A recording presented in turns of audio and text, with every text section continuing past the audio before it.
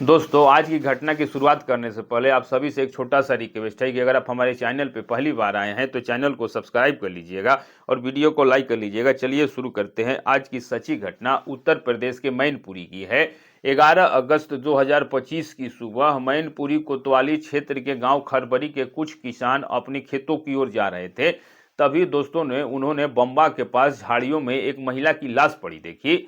लाश देखते ही दोस्तों उनके होश उड़ गए और ये खबर गांव में फैलते ही वहां लोगों की भीड़ जमा हो गई। इसी दौरान दोस्तों किसी ग्रामीण ने शव की सूचना थाना मैनपुरी कोतवाली को दे दी। सूचना मिलते ही दोस्तों एसएच राजेंद्र सिंह कुछ पुलिस कर्मियों के साथ वह घटनास्थल पर पहुंच गए, जहां झाड़ियों के बीच महिला का शव पड़ा हुआ था और आसपास लोगों की भीड़ लगी हुई थी। मामला महिला के हत्या से जुड़ा होने के कारण एसएचआई ने तुरंत पुलिस के उच्च अधिकारियों को जानकारी। थोड़ी देर के बाद एसपी सिटी अरुण कुमार और डीएसपी संतोष कुमार सिंह भी घटनास्थल पर पहुंच गए। पुलिस अधिकारियों ने मौके पर फॉरेंसिक टीम और डॉग स्क्वाड को भी बुलवा लिया। इसके बाद दोस्तों पुलिस टीम ने पूरे घटनास्थल का बहुत बारीकी से निरीक्षण शुरू किया। मृतक महिला की उम्र करीब 50 से 60 साल के आसपास लग रही थी। उसने लाल रंग का कुर्ता और पीले रंग की सलवार पहन रखी थी। उसके गले में पर्स लटका हुआ था और एक हाथ के पास रुमाल पड़ा मिला और कलाई पे लाल रंग का धागा बंधा हुआ था। मृतिका के शरीर पर कहीं भी चोट के निशान नहीं नजर आ रहा था और देखने से प्रतीक हो रहा था कि महिला की हत्या गला दबाकर की गई होगी। शरीर पे किसी भी तरह का कोई आभूषण नहीं था। डॉग स्क्वाड का खोजी कुत्ता शव को सूंघने के बाद झाड़ियों के आसपास घूमता रहा, फिर भौंकते हुए बम्बा की पट्टी तक पहुंचा और वहां से वह लंगड़ा दहिया जाने वाले रास्ते पर कुछ दूर तक गया। उसके बाद वापस लौट आया। फॉरेंसिक टीम ने भी मौके पर पहुंच के जांच की, कई तस्वीरें ली और जरूरी साक्ष्य जुटाया। अब तक सैकड़ों लोग महिला के शव को देख चुके थे, लेकिन कोई भी उसकी पहचान नहीं कर चुका था। इससे साफ हो चुका था कि महिला आसपास की गांव की नहीं थी। उसे किसी दूर इलाके से यहां ला करके मारा गया था। हत्या किसी करीबी परिचित द्वारा ही की गई होगी। और जब शव की पहचान नहीं हो सकी तो पुलिस ने शव को पोस्टमार्टम के लिए जिला अस्पताल मैनपुरी भेज दिया। लेकिन 3 दिन गुजर जाने के बाद भी जब पहचान नहीं हो पाई तो नियमों के अनुसार पोस्टमार्टम कराने के बाद पुलिस ने अज्ञात महिला का अंतिम संस्कार कर दिया। एसपी अरविंद कुमार ने इस ब्लाइंड मंत्र को गंभीरता से लिया।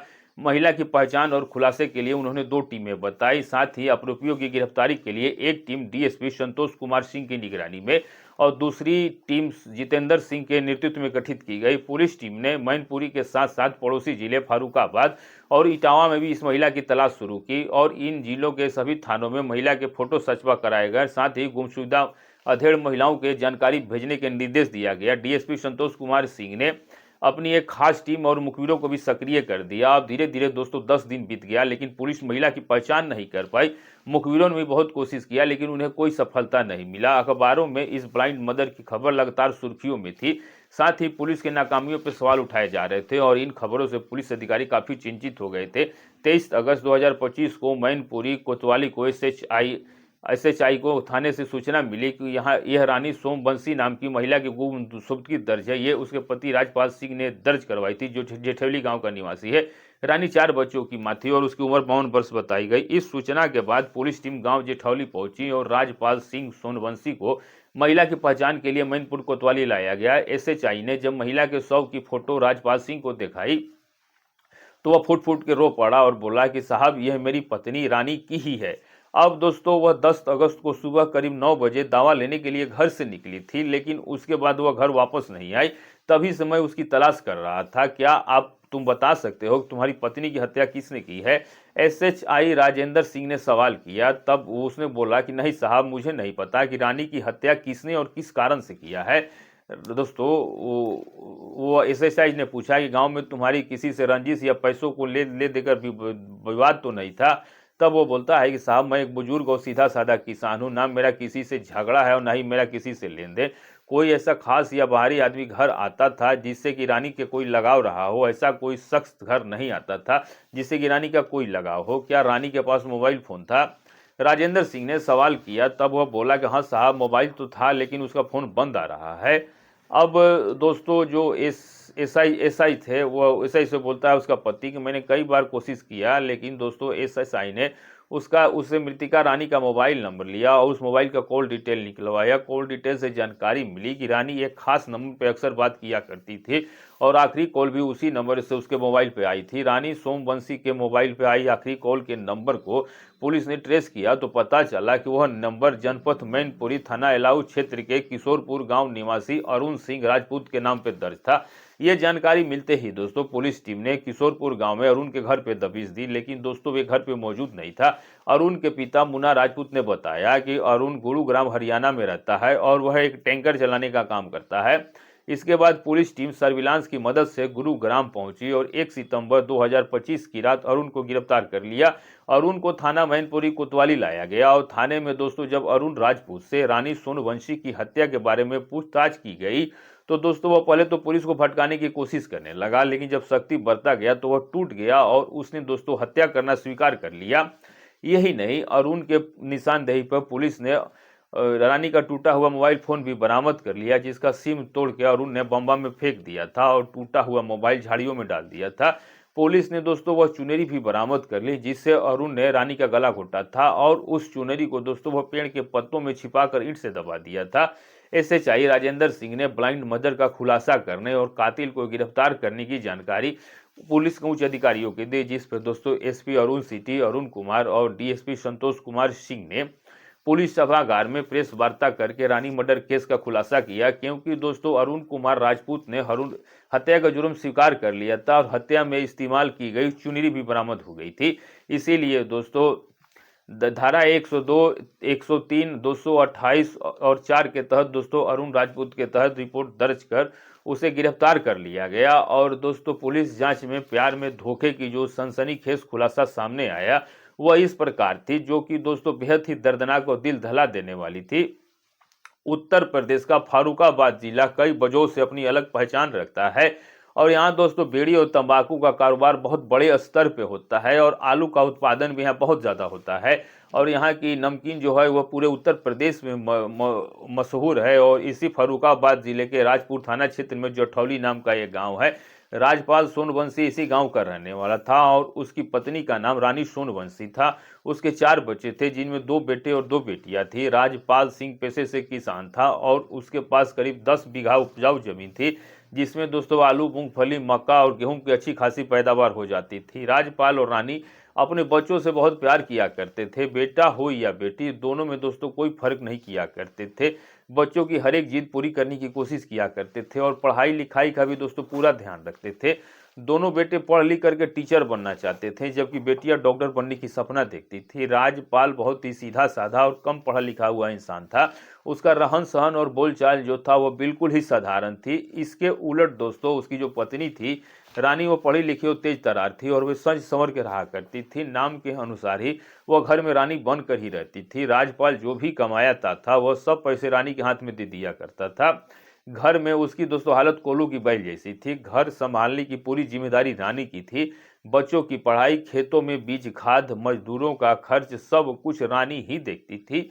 और राजपाल को तो दोस्तों बस बीड़ी और तंबाकू के पैसे ही मिलते थे। राजपाल की पत्नी जो थी उस पर उसका कोई जोड़ नहीं चलता था और वह उसके किसी भी बात का विरोध नहीं कर पाता था। रानी खुले विचारों वाली और घमंडी औरत थी और वह बाजार हाट जाकर खुद ही सामान खरीदा करती थी। अब इसी कारण दोस्तों पड़ोसियों से उसकी दूरी बनी रहती थी। आसपास की महिलाएं भी दोस्तों उसे बहुत कम ही बात किया करती थी। अब समय ऐसे ही गुजरता रहा। उम्र के साथ साथ राजपाल उस द्वार में पहुंच गया था जब इच्छाएं समाप्त हो जाती है। वह दिन भर खेत की रखवाली करता था और रात को खाना खाने के बाद जाके चारपाई पर सो जाता था। उधर दूसरी ओर 4 बच्चों की मां रानी सोनवंशी खुद को अभी भी अब जवान समझती थी और खुद सज संवर के रहती थी। घर में सुख सुविधा थी, लेकिन पति सुख से वो बिल्कुल ही वंचित थी। उसके मन में चाहत थी कि कोई उसके जिंदगी में आए और उसके अरमानों को जगा दे। कभी कभी वो दूसरा विवाह करने का भी सोचती थी, लेकिन आखिर किससे यह सोच करके वह उदास हो जाती थी। अब रानी जो थी वह अपना खाली समय मोबाइल फोन पे बिताने लगी और उसको इंस्टाग्राम चलाने का बहुत ही शौक था और वह अपने एडिट किए हुए फोटो इंस्टाग्राम पे डालती थी ताकि वो कम उम्र की और सुंदर लगे और वह चाहती थी कोई युवक फोटो देख करके उसको पसंद करे और फ्रेंड रिक्वेस्ट भेजे। रानी को दोस्तों पूरा भरोसा था कि एक दिन उसका जरूर इच्छा पूरी होगी और वह इसी इंतजार में दिन काटती रही। एक दिन दोस्तों अरुण राजपूत की नज़र रानी सोनवंशी की पड़ी। उसे रानी पसंद आ गई और उसे लगा कि यही उसकी सपनों की रानी है। इसलिए दोस्तों इसने उसको फॉलो किया और फ्रेंडशिप रिक्वेस्ट भेज दिया और दोस्तों रानी ने भी रिक्वेस्ट को स्वीकार कर लिया। इसके बाद दोस्तों दोनों की इंस्टाग्राम पे दोस्ती हो गई और फिर चैटिंग शुरू हो गई। अरुण राजपूत उत्तर प्रदेश के मैनपुरी जिले के थाना एलाऊ क्षेत्र के गांव किशोरपुर का रहने वाला था और उसके पिता मुन्ना राजपूत किसान थे। 3 भाई बहनों में अरुण सबसे छोटा था और उसका मन ना पढ़ाई में लगता था और ना ही खेती में, इसलिए दोस्तों उसने ड्राइवरिंग सीख ली और वह एक ड्राइवर बन गया। कुछ समय के बाद वह गांव छोड़ करके गुरुग्राम हरियाणा चला गया, जहां पर दोस्तों वह पानी वाला टैंकर चलाने लगा। अरुण राजपूत और रानी सोनवंशी की दोस्ती धीरे धीरे प्यार में बदल गई और दोनों एक दूसरे को दिल ही दिल में चाहने लगे। इंस्टाग्राम पर दोनों रोजाना चैटिंग किया करते थे और रानी दोस्तों अपनी उम्र छिपाने के लिए फिल्टर ऐप का सहारा लेकर अरुण से बातें किया करती थी।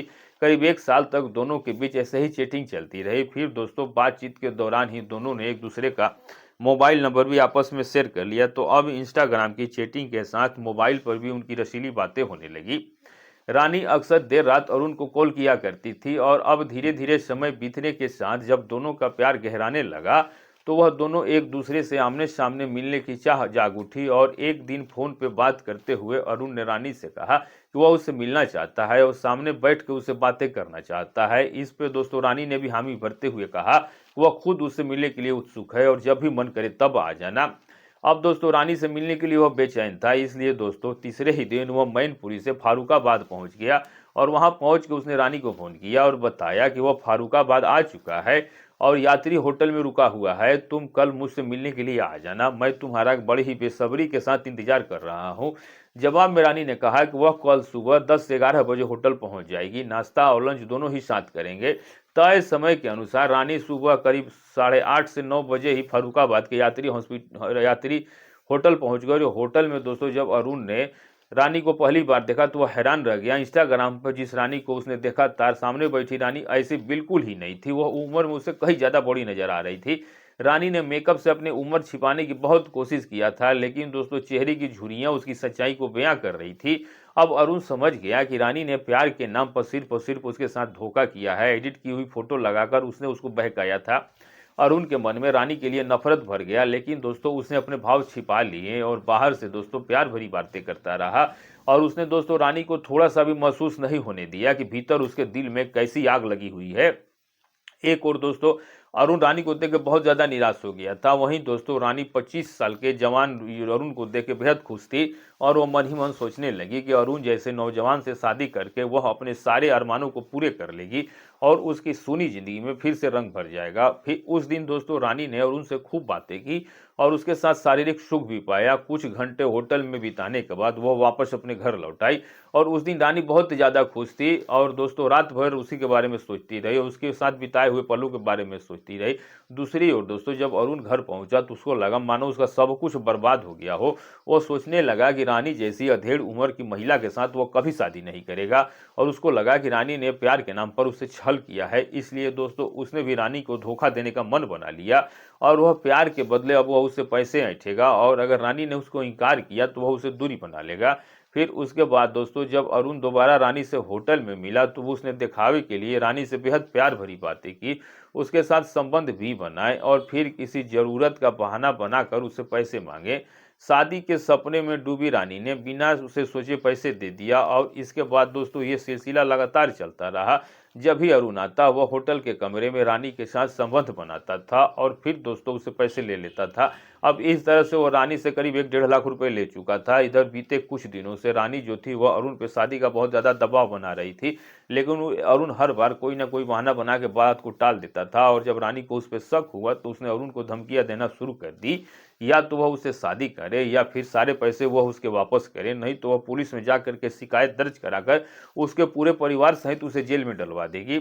रानी सोनवंशी की इन धमकियों से अरुण घबरा गया और बोला कि रानी तुम ये क्या कह रही हो, तुम जैसा कहोगी मैं वैसा ही करूंगा, बस थोड़ा सा समय दे दो, मैं तुमसे शादी जरूर करूंगा। तब रानी बोलती है कि ठीक है, मुझे तुमसे यही उम्मीद थी, वैसे भी मैं तो केवल मजाक कर रही थी। अब दोस्तों रानी ने कहा, अरुण ने डर के मारे रानी से कहते दिया कि वह उससे शादी करेगा, लेकिन दोस्तों वह ऐसा कर नहीं सकता था क्योंकि रानी अधेड़ उम्र की थी और भला उससे वह शादी कैसे कर सकता था।